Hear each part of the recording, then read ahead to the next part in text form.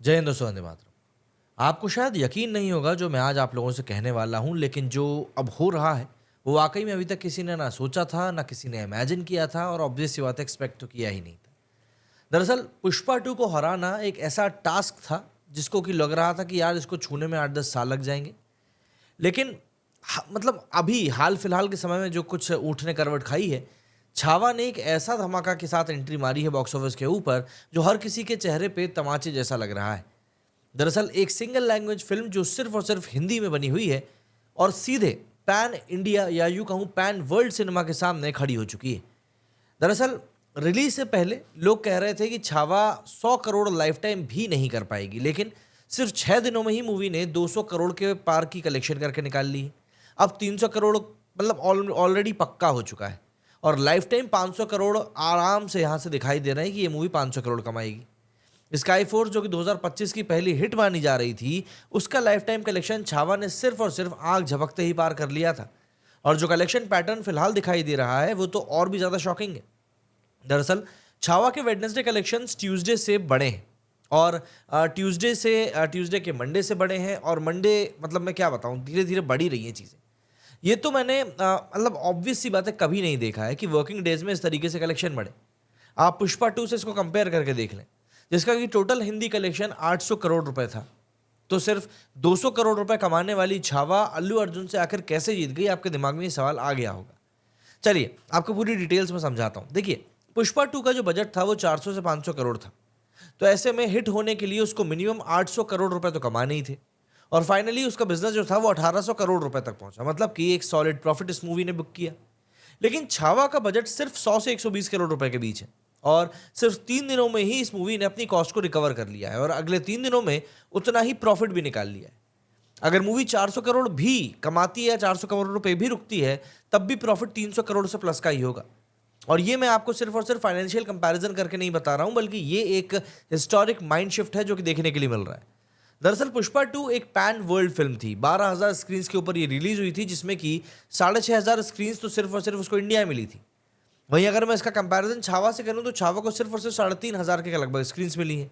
सिर्फ एक लैंग्वेज में ये मूवी रिलीज हुई है। फिर भी जो एक्सेप्टेंस इस मूवी को मिल रही है वो वाकई में नेक्स्ट लेवल है।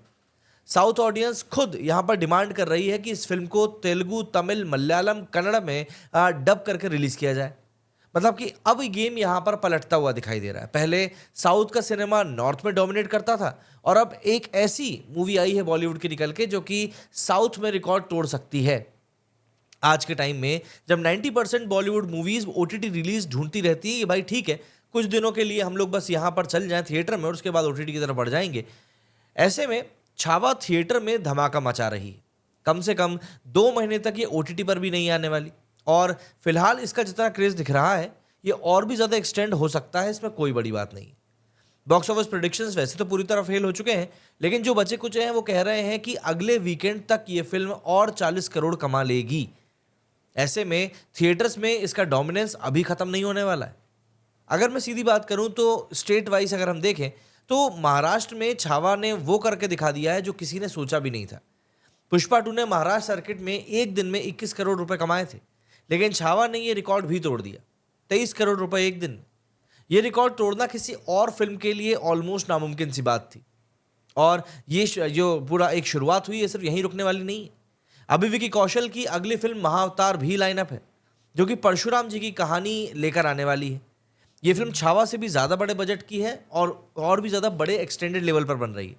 और अगर ये ट्रेंड कंटिन्यू रहा तो बॉलीवुड का पूरा फिलहाल सीन चेंज होकर आपको सनातन में लिपटा हुआ दिखेगा। और छावा का हिट होना आने वाली महाअवतार के लिए एक बहुत बड़ा प्लस पॉइंट भी साबित हो सकता है। तो ऐसे में जो लोग 2 महीने पहले कह रहे थे कि छावा पुष्पा 2 के सामने टिक नहीं पाएगी, उनका मुंह अब पूरी तरीके से बंद हो चुका है। अगर दोनों फिल्म्स का क्लैश होता तो नुकसान छावा का नहीं बल्कि पुष्पा 2 का होता। जो कि पब्लिक रिस्पॉन्स है, जो क्रेज है, वो प्रूफ है कि छावा सिर्फ एक फिल्म नहीं बल्कि अब एक रेवोल्यूशन बन चुका है। अगर आपने अब तक छावा नहीं देखी है तो ये आपका मौका है हिस्ट्री का एक हिस्सा बनने का। टिकट्स बुक कीजिए और देखिए इस मूवी को थिएटर्स में जाके, और क्या ये रिकॉर्ड बना रही है। ऐसा नहीं है कि हवाबाजी चल रही है। ये सिर्फ एक सक्सेस स्टोरी नहीं है, बल्कि ये एक नए एरा की शुरुआत है। आप ये मानकर भी इस मूवी को देखने जा सकते हैं। कलेक्शन के लिहाज से ये मूवी हर दिन नए रिकॉर्ड्स बना रही है, और ऐसा अमूमन हर रोज़ तो देखने के लिए नहीं मिलता है। भाई विकी कौशल ने इस मूवी में लिटरली अपनी एक्टिंग के तरीके से पूरी तरीके से जी जान फूँक दी अपनी, कि मैं और क्या इसमें बेहतर कर सकता हूँ और क्या इसमें अच्छा कर सकता हूँ, वो सब कुछ यहाँ पे विकी कौशल ने झोंक दिया। तो ऐसे में जो कहानी निकल कर सामने आई है वो ये है कि आने वाले दिनों में इस मूवी को स्क्रीन्स भी बढ़ी हुई मिल सकती हैं। और अगर ये मूवी साउथ की लैंग्वेजेस में डब होकर रिलीज होती है तो एक बात श्योर शॉट है कि साउथ सर्किट में भी 100 से 125 करोड़ रुपए एक्स्ट्रा कमा सकती है। हालांकि अब ये मेकर्स के ऊपर डिपेंड करेगा कि वो कितना जल्दी इस चीज़ को लेकर कोई स्टेप ले पाते हैं, या फिर वो इस चीज़ से बच के सिर्फ इसके ओटीटी रिलीज का ही वेट करेंगे। बहुत सारी चीज़ें फिलहाल लाइंड अप है और देखना होगा इन चीज़ों को लेकर क्या कुछ होता है। एक काम करते हैं, अभी फिलहाल चलते हैं और कलेक्शन की बात करते हैं कि भाई अभी रिसेंट टाइम्स में कैसा क्या कलेक्शन इस मूवी ने करके निकाला है। अभी हम इस मूवी के 8th डे पर पहुंच चुके हैं। एक वीक इस मूवी का कंप्लीट हो चुका है। तो इसके फर्स्ट वीक की अगर हम रिपोर्ट की बात करें तो पहले वीक में इस मूवी ने एक ट्रिमेंडस सक्सेस दिखाते हुए इंडिया नेट कलेक्शन में ही 219 करोड़ रुपए निकाल लिए। वहीं अगर मैं इसके ओवरसीज कलेक्शन की बात करूं तो पहले हफ्ते में इस मूवी ने 35 करोड़ रुपीस का ओवरसीज कलेक्शन भी निकाला है। ऐसे में इसका इंडिया ग्रॉस कलेक्शन हो गया 262 करोड़ रुपीस और ओवरसीज कलेक्शन हो गया 35 करोड़ रुपीस। मतलब एक हफ्ते में 300 करोड़ से सिर्फ 3 करोड़ ही ये मूवी कम रह गई है। लेकिन फ्राइडे को भी इस मूवी ने काफ़ी अच्छी जंप दिखाई। थर्सडे की पहले पूरी बात फ्राइडे थर्सडे की अगर पहले पूरी बात कंप्लीट करूं तो थर्सडे को इसकी ऑक्यूपेंसी थोड़ी कम हो गई थी, 27% की गई थी। आम दिनों के मुकाबले में इसने थर्सडे को सबसे कम कलेक्शन भी करके निकाला, हालांकि इसका सबसे कम कलेक्शन भी 21 करोड़ रुपए का था। तो ऐसे में अगर हम इसकी ऑक्यूपेंसी की बात करें तो 17.25% की इसकी ऑक्यूपेंसी गई थी। आफ्टरनून शोज 24% के गए थे, इवनिंग शोज 28 और नाइट शोज जो थे वो 41% के आसपास के गए थे। इसके अलावा आज का जो इसका कलेक्शन जा रहा है, जो फिलहाल दिन चल रहा है उसकी अगर हम बात करें तो फ्राइडे को भी कलेक्शन एक तरीके से देखूं तो थोड़ा सा कम रहने की उम्मीद है।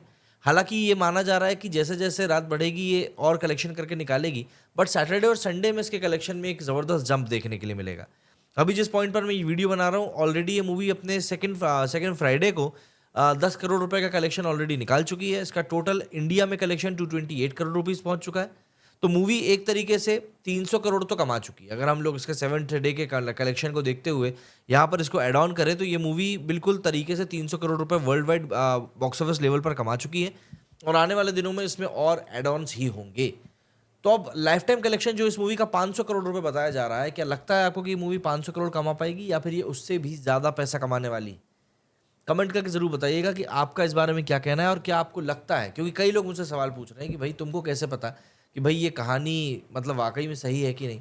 तो मेरा बस उन लोगों से यही कहना है कि भाई देखिए, कई लोगों को तो ये भी नहीं पता कि उनके परदादा दादा जो थे वो कहाँ से आए हुए थे। इतनी हिस्ट्री तो लोगों को वैसे भी अपने परिवार की ही नहीं पता होती।